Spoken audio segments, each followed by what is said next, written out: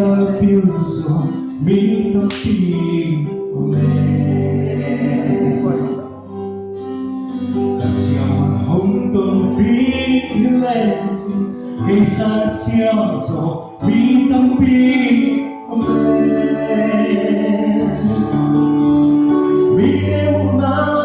sa touching love Kailan ito pa bansan Ang sa kami kahayang dilesa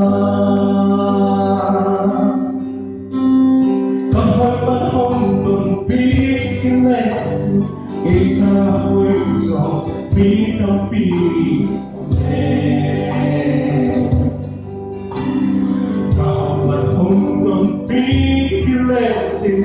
Isa hauso bitampi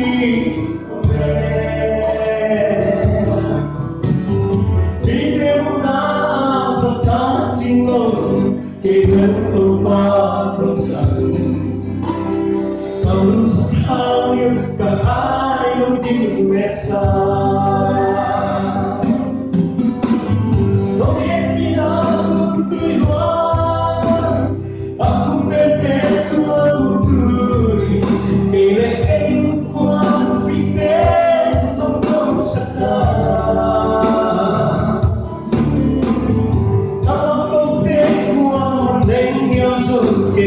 Napanpitin ko ang pangsulong Kung hinanapin ng may halong dasal